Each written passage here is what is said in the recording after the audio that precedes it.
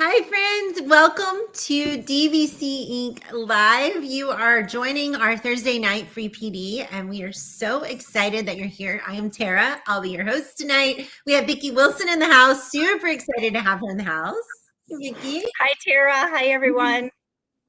Well, as you are joining in, please do tell us who you are, where you're from, what you do, and share some good news. Vicki and I were just talking about, some good things and some troubling things that are happening in our world. And I think oftentimes we get to hear about those troubling things, especially in the educational system right now. So tell us something good. It can be anything, personally, professionally, anything you want to tell us. And I'll start. First of all, let me remind you, every single comment over in the comment section will enter you to win a free book. And we have Lead with Instructional Rounds by Vicki Wilson. She's going to be talking a little bit about the book, and then we'll be talking a little bit about the topic of instructional rounds. And I think you guys are just in for a treat tonight. I love this book. I love the way that she delivers this message, and what she does with her staff is incredible. So not only we get ideas, if you're a teacher, don't worry, don't leave. It's still so good for you. It's perfect for you, actually. So you do want to stay around and listen to this, because it's something you could bring into your school building and really help make everything just so much better. So for something good that happened to me is I got a new computer. It happened from something bad. My computer was about to blow up on Monday, and Tuesday it didn't come on, and Wednesday it didn't come on. And so Wednesday evening we went and got a new one. So I'm super excited. I was able to transfer all the things I didn't have backed up to the new one, and life is good now. So it's amazing how much we rely on these suckers. So Vicki, I want to allow you to introduce yourself. Tell us a little bit about you. Tell us something good, and then we'll let everybody else share something good that's happening over here. Absolutely. Thank you. I'm Vicki Wilson. I'm an elementary principal in Michigan, just south of Detroit. So I'm in Metro Detroit area. I've been a principal now for 15 years. Prior to that, I taught for 14 years in a couple different districts, always in Michigan. I love what I do. I love education. I love leading, and have even gone through some bumpy times as a leader and as an educator. And that's kind of where the idea of Lead with Instructional Rounds came in. A good thing that I'd like to share is, right away, I just thought about my kids. I have 3 kids, and there's a lot of good things going on with them right now, and it's a good time to be a mom. But I have a daughter who's about to be 16 and doing a great job learning how to drive. And she's at a music concert right now, and my husband's filming that for us. And then twin boys, which is a really good thing, that just turned 13. So I have 3 teenagers in the house, and Halloween's an exciting time. So lots going on around here. It's been a busy week to be a mom, but exciting.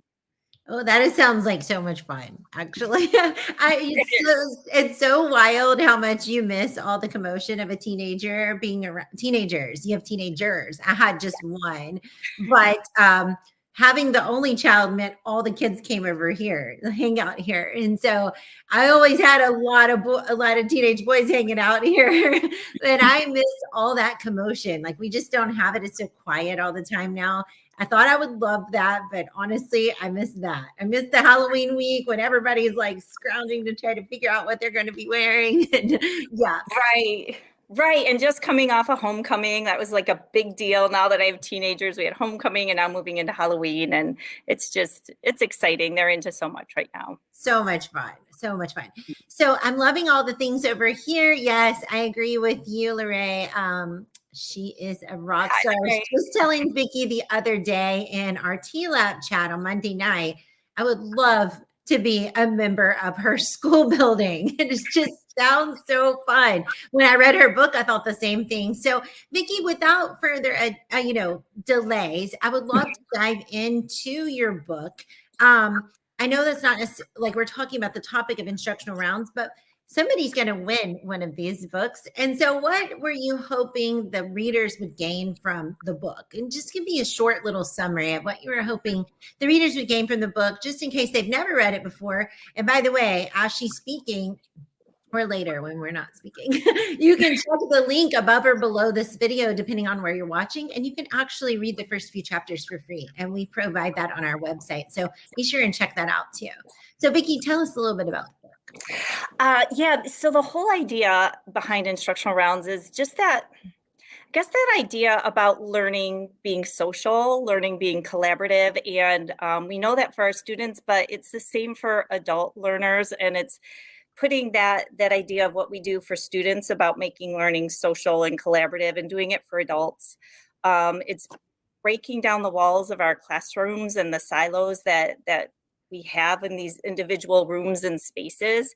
And it's taking teachers into their colleagues' classrooms for 10 short minutes to take a look at teaching and learning and the things that the teachers doing, the instructional decisions they're making that have a great impact on the learning of their students, and then stepping out and talking about the positives that we saw. It's very strength-based, very positive, so that we can at the same time grow our culture and start to see each other through the strengths that we're bringing into our classrooms. Yeah, and I love that in your book, you talked quite a bit about how even more powerful the instructional rounds were than you expected, and how it really helped the teachers to learn more about each other and then begin to see others as like a teacher, if you will, like a teacher of something new to them, right?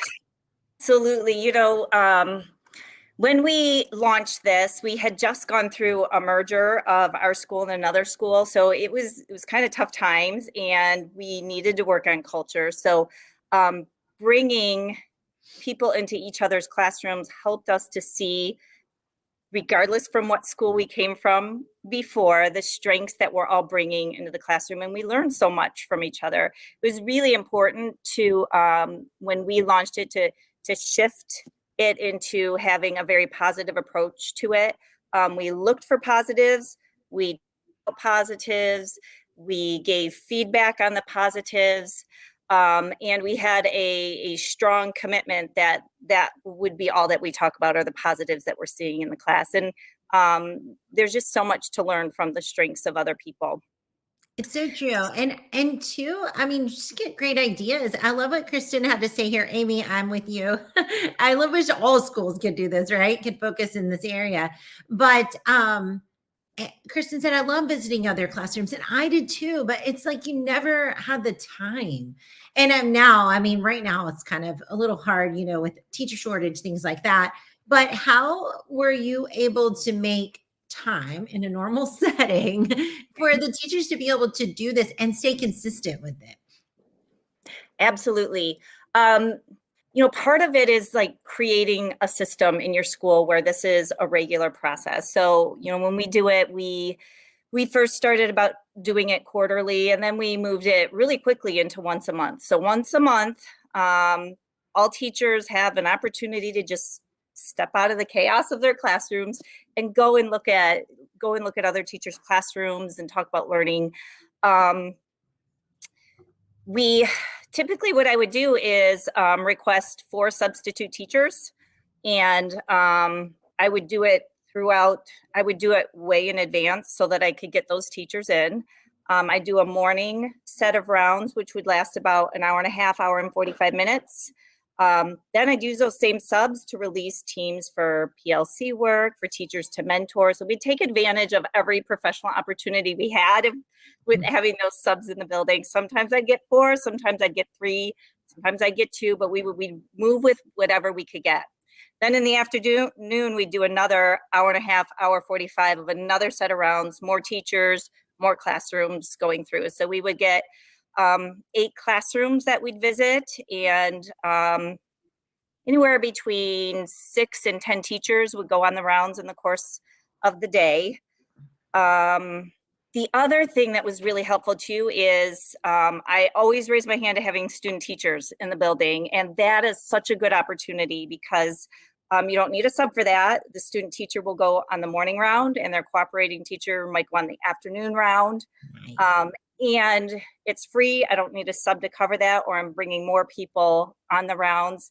And it's so great for those student teachers too. They have a chance to look at learning in all sorts of different classrooms, lots of styles, and just really powerful for them as they're just learning how to do this work.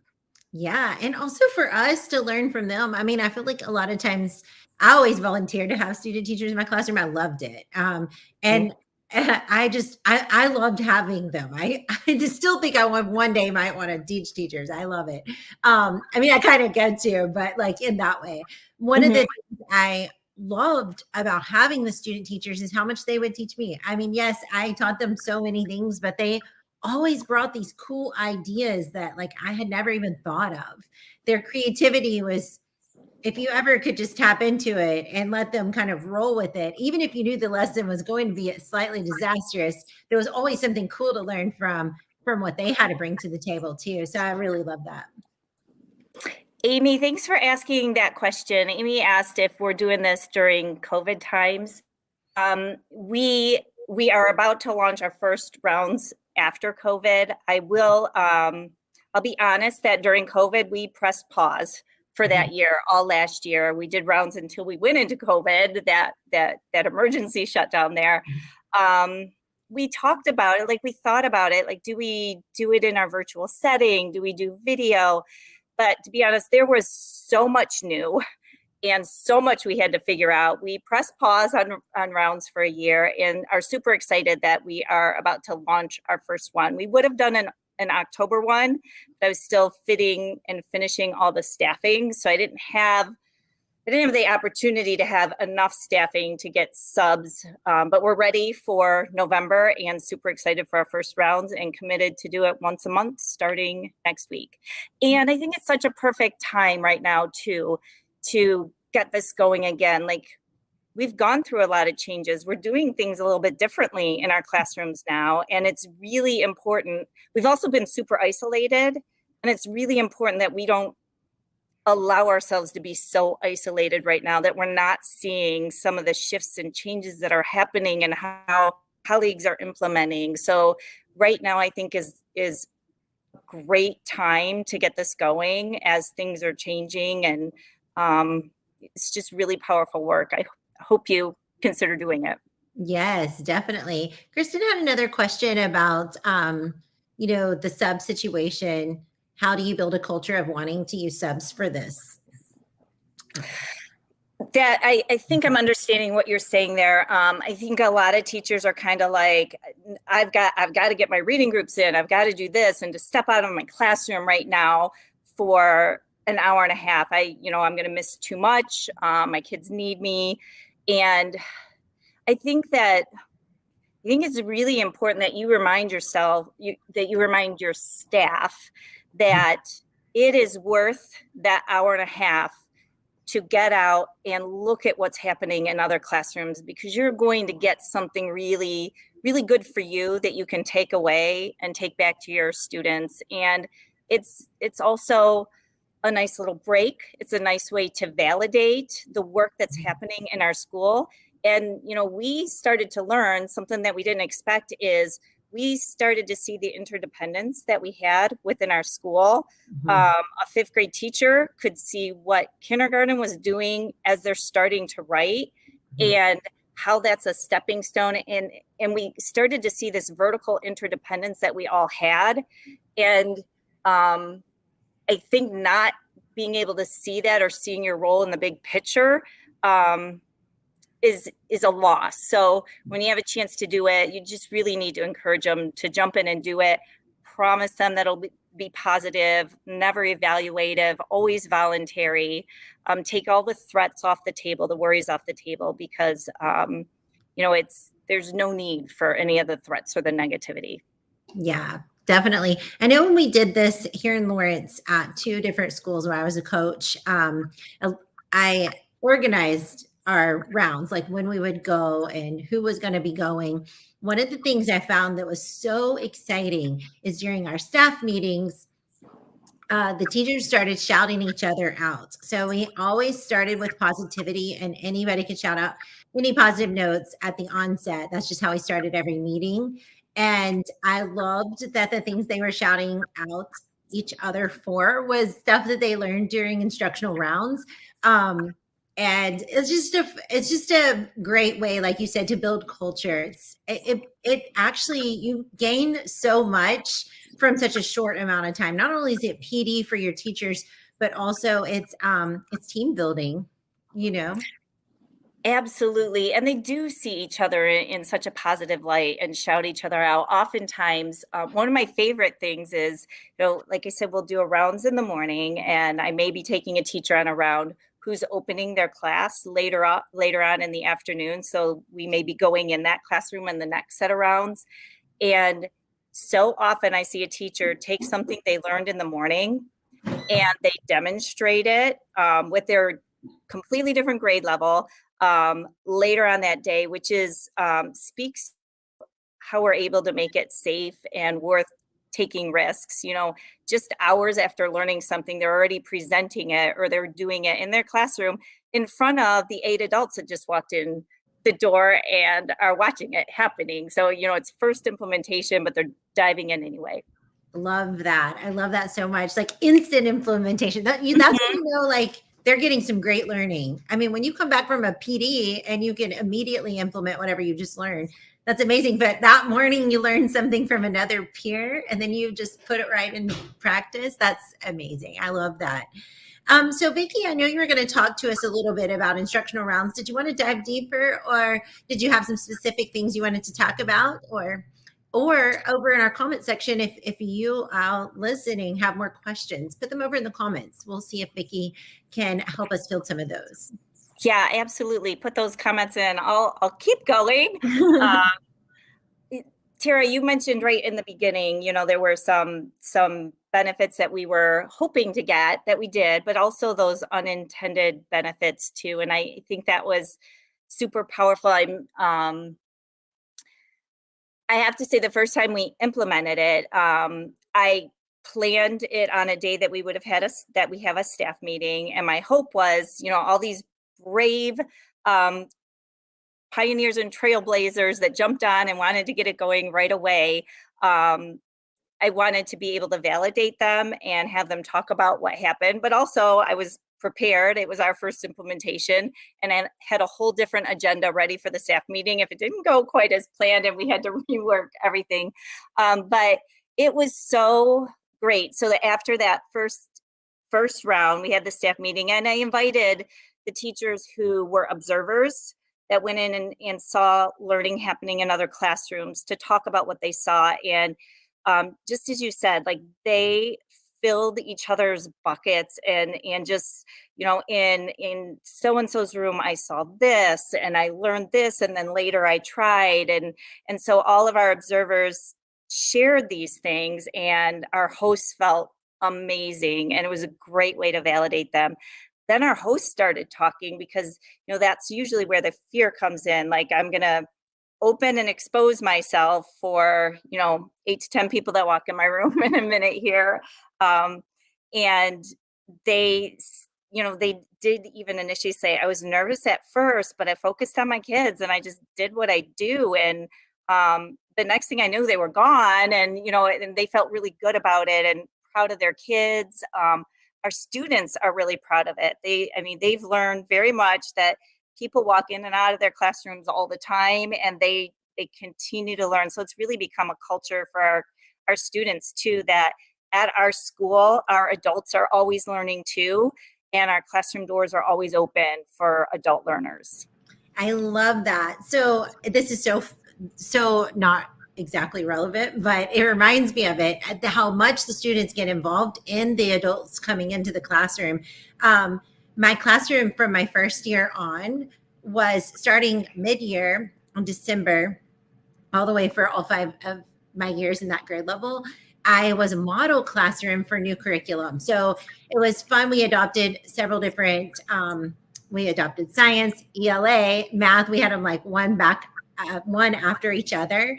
And what that meant is school principals and leaders in Kansas, Nebraska, and Arkansas could come into my classroom at any time and see how we were doing it and give us feedback. And so there was rarely a week where we didn't have random adults coming into our classroom to see what we were doing and take notes and learn how we were doing it, and then also give feedback later on my collaboration of maybe how we could do things a little bit differently. But I was a model classroom for our curriculum.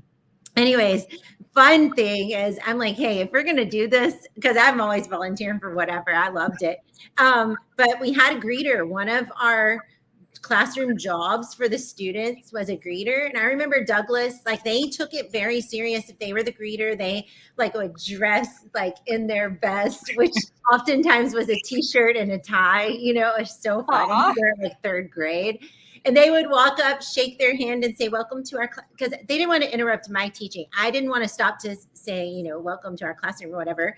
But we also didn't want them to feel uncomfortable. So we had a little snack cabinet and we had Douglas and he had these little cups. And so basically he would just fix them a glass of water in our little sink. And there was a little section in the back where he'd welcome them and have them, you know, stand anywhere, do whatever they want. He'd just tell them what they could do, like do whatever you want. My teacher's going to keep going. But we didn't even mind. But that was like our job, one of the students' jobs. And they love that job. Like, because every week we had guests. So it was just fun to like make them a part of it. And they would be like, hey, what did they think about our lesson? Because that was awesome. They just were like so into it. They wanted to hear what they had to say.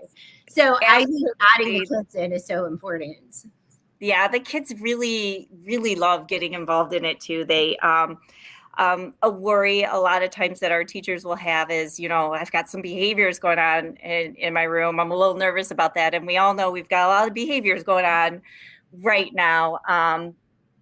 But typically what we find is that's a time where the kids rise to the occasion and tend to be on their best behavior. And they're really proud of having people come in, and they know that they're coming to learn from their classroom and to learn from them as learners. So it makes our kids feel good too. I have a similar story too. We had a state representative was coming and wanted to read to some kindergarten classrooms, and I set it up a long time prior, and then she came in that day. And so I walked into the kindergarten class with her, and the kindergarten teacher had forgotten and was teaching on, and we're standing there. She kind of closed. She was going into a lesson closure. So I'm thinking, okay, she's getting kids ready for the reading. I didn't know she had forgotten yet.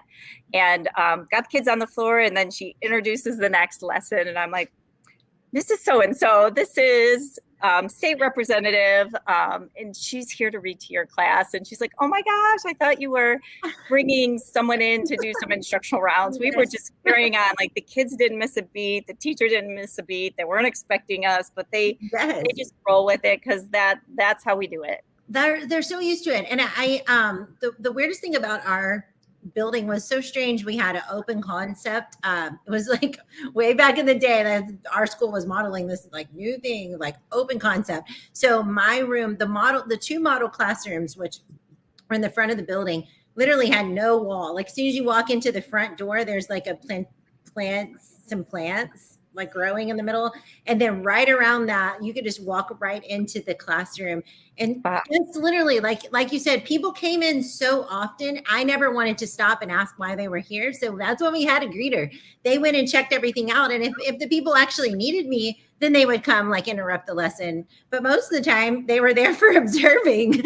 So we just carried on. You know, they were there to see what was happening in our classroom.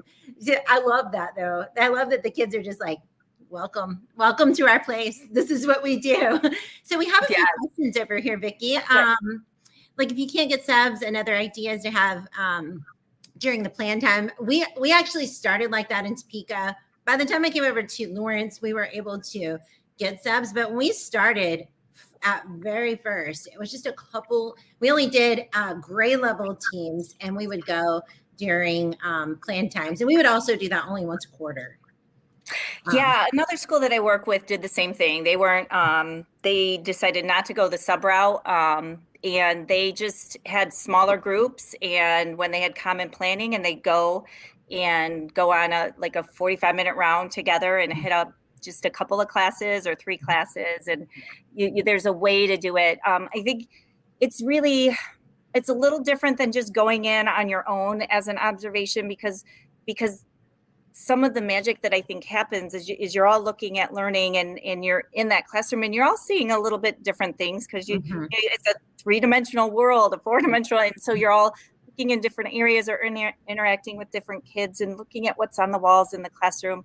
And then you come out, and the facilitator is posing a reflective question, something that happened in that classroom related to best practices, a strength, something positive.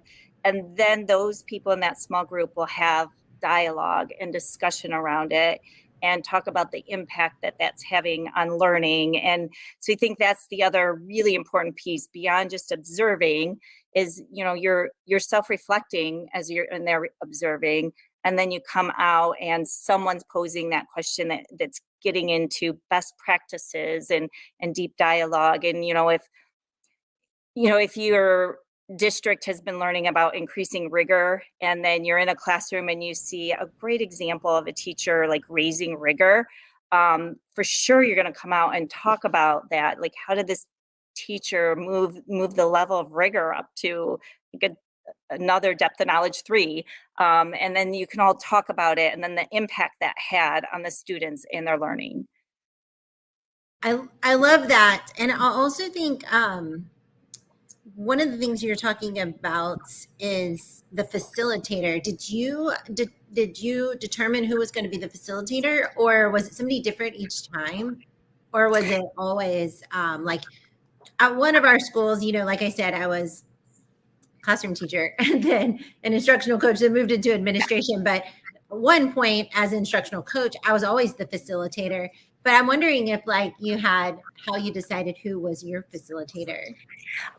So at my school, I have always been the facilitator, but it does not have to be that way. I just have a lot of passion about best practices and research, and so it's kind of my baby. So I do need to. I've had some aspiring principals that I coach on facilitating, and then I'll turn it over to them and have them practice facilitating.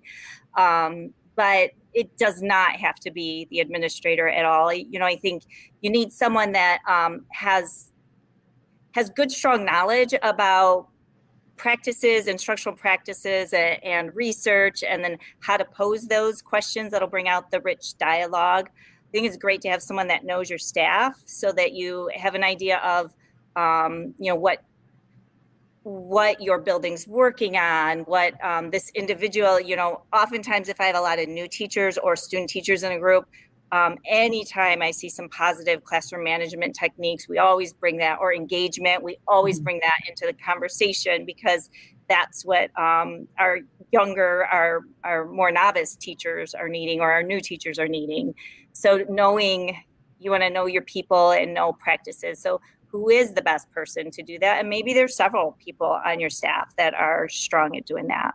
Yeah, I feel like it can make or break, though. I've been a part of some instructional rounds where the facilitator kind of let the questions die off, and so that's why I posed the question. I think it's really important to choose someone who, like you said, either lots of things, knows the staff, knows the goals that you're working toward, knows your district goals, also can really point out some really positive, like you said, things that are happening in the classroom. So if the conversation kind of goes to this dead place, can also, hey, did you guys notice how this really stepped it up a notch? From they could have just been doing, and you name this practice, but instead they did this. And I love, how did, in what ways did that teacher, how was she able to take it from this to that? And why is that so important when we're, going back to our classroom? How can we use that in our own learning setting? Reminding them of those little pieces, those nuggets. I feel like the facilitator is an important role in this journey for sure. You totally hit the nail on the head with that one, Tara. And I'm glad you brought that out, because the facilitator is crucial. they have to know all those things that you just listed there.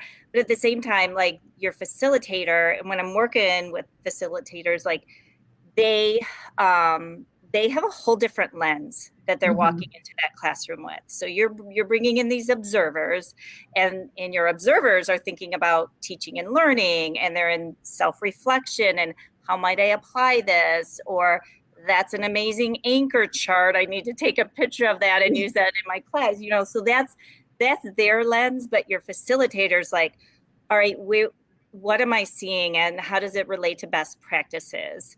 What is it that we're working on in our school, and where am I seeing an example of greatness there that I can pull out? What instructional decisions and pivots is this teacher doing? And as it's relating to, you know, what he or she's seeing in the classroom and why did they do that? And, you know, looking for, so your facilitator lens is totally different. You're looking at where can I pull out some really rich dialogue and conversation, and how do I pose that in a good question that will get us going?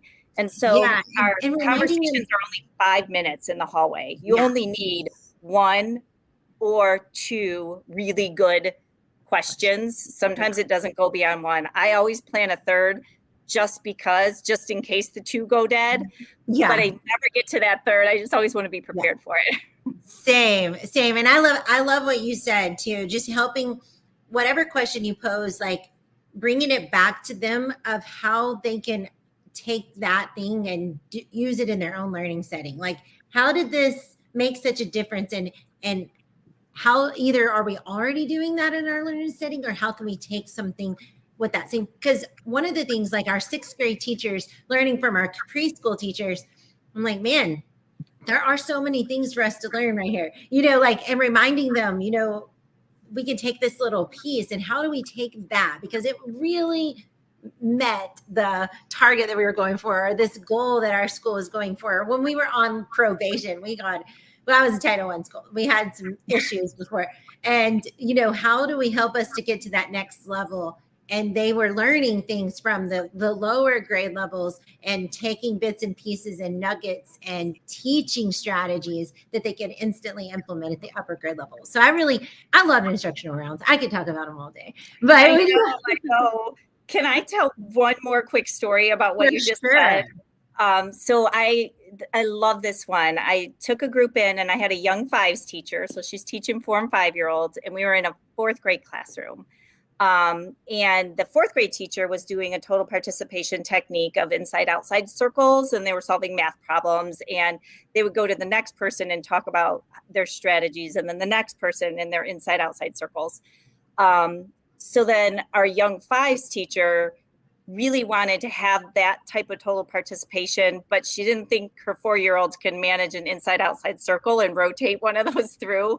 So she made them index cards. They all got in, and she did this the afternoon in front of us when we came in our young 5s class, but they all had a little index card, and it had a certain color marker. So there was another purple card somewhere in the room. One might have 3 dots, and then another one has a letter 3 or number 3 on it, and then there were letters, uppercase, lowercase. So you'd find your letter match, your number match, and your color match, and it was all different kids. So they would get some movement, walk around, practice those things, and then they had 3 different partners that they would find and meet up with. So that was her way of implementing something she saw, but very differently and developmentally appropriate for such a different age group. I love that. That happens all the time.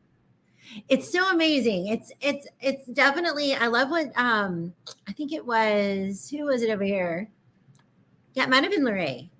Yeah. Lorraine, I saw had a question. Oh, she did have a question, but she also mentioned earlier how collaborative like the groups become, even if you had to do it on your plan time, you know, they just become more open to that collaboration. So I really appreciate, I think it was you, Lorraine. If it was somebody else, thank you for mentioning that in the comments. I'm enjoying this conversation so much, I'm forgetting to read the comments. But question, do you have staff that are feeling apprehensive about the upcoming instructional rounds?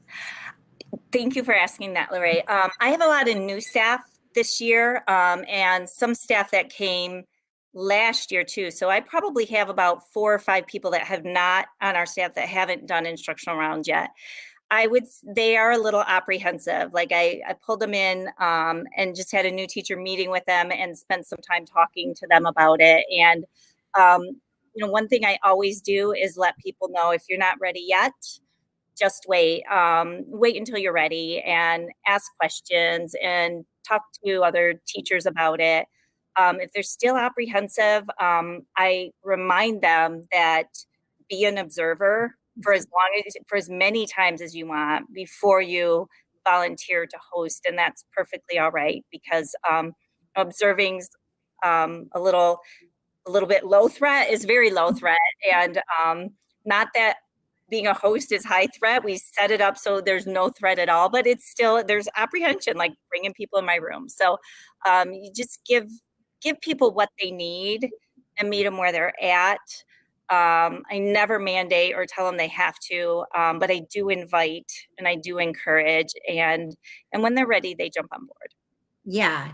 And when they start hearing the comments from others, and I know that some of our teachers, they would be like, okay, Tara, if you can schedule it to where they can come in my class during this time, then it'll work. And I'm like, no, that's not like, we just want to see the beauty in action. Like, let's just do your thing. Like, and we try to help them to realize that it's not scary. It's fun, like just do what you do, because honestly, the realness is what everyone connects to, especially like in the moment when something happens and how you handle that. Like there are so many things we can talk about in instructional. Oh my goodness. Yeah. So you might have a behavior happen in your classroom, but the way you responded to it might have been so beautiful and so great for that kid that turns into some really positive conversation then in the hallway. I think a lot of times what they shouted out in a staff meeting was like those kinds of things. Like, right. This was so beautiful, like how they handled it. So now we implemented that, like we're doing it too for classroom management. And that's when you start to have, like Lorraine was talking about earlier, is that collaborative culture where everybody feels like, hey, I saw you doing this and I've been doing it in my classroom. It's really working. Like they're finally not rolling around on the floor during reading groups, or whatever. Yes. A really important piece, and I want to make sure everybody hears this part too. A really important piece that I haven't mentioned yet is a pre-meeting. So we come together and we sit together before we go on our instructional rounds every time, no matter what, even if the people in my group have been on 100 instructional rounds before, we still go through all the agreements we have. It is the job of the facilitator to make sure people honor their agreements, all positive talk. Like that's another thing the facilitator has to ensure happens. But in that meeting too, a lot of times teachers will say, hey, I had a sub yesterday and you're coming in right at 8:45. Like, could you just give people a heads up? So I go through all the agreements in the pre-meeting and then I'll say, all right, so we're in Tara's class first and she wants you to know she had a sub yesterday and it might be a little rocky in the morning. And then we're going to this class and she wants you to know that, she's got a few behaviors going on in there. So, they tell me if there's something they're a little nervous about. They're like, could you just say this? And I'll say it and it makes them feel better. A little disclaimer. Yeah, I like that. Just in case. It'll probably be fine, but just in case. Right. Yeah. I love it. All right. Well, Vicki, this has been such an amazing chat. I think you and I could probably chat for all day on this. I know. We went over on our time. Totally. Sorry, everyone. Hey, when it's a fun topic, it just happens. So Dave has actually posted the link over here, but when I try to post it, I'll just show you what happens. It covers us up.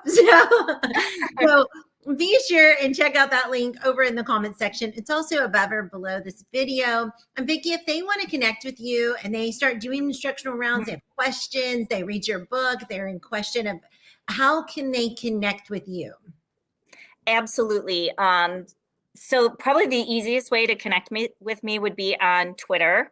And my Twitter handle is at Vicki, VICKIL Wilson 5. Family of 5. That's where that came from. Oops. I have a new computer, y'all. It's I have a user error. At Vicki L. Wilson. 5. Right? Wilson Yep, 5. at Vicki L. Wilson 5. Your Twitter handle. Yeah, so you can direct message me or tweet me, and that'll be the easiest. Perfect. Awesome. And you have a website too. Do you want to share that? I do. You're right. It is VickiWilson.org. VickiWilson.org. Awesome. So be sure and check those out. Check out Vicki's resources. Also, like I said, if you're interested in instructional rounds or interested in starting it at all in your building, check this book out. It's amazing. It's a great guide, but I love that she shares stories that went well and some that didn't too. Yes. Like there's a little bit of mix. And that's what you can expect with instructional rounds. It's not going to be perfect every time, but I do think that, like she said, that pre-meeting, choosing a facilitator that can definitely facilitate those conversations, quick and positive learning happening at a pretty quick pace so you can get on to the next room. That's really important. So you don't spend too much time out there and then miss getting to see some great learning. And then also just being helping foster that culture where everybody feels like they're a contributing, valuable member of the team. That's key. And you will find it to be, I mean, it might be a rough start at first. I think I feel like it kind of was. It was hard to get people to want to be host it.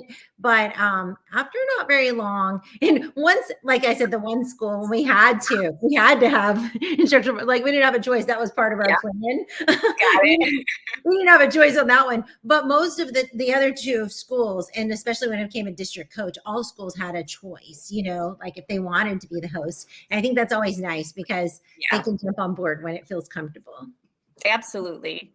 Well, thanks everyone for joining us tonight. I know we went over a little bit, but come back and watch this video if you want to on the playback. And Vicki, have a wonderful evening. We really appreciate you taking time out of your busy schedule, missing your daughter's music concert, and doing this with us. So we're really grateful for that.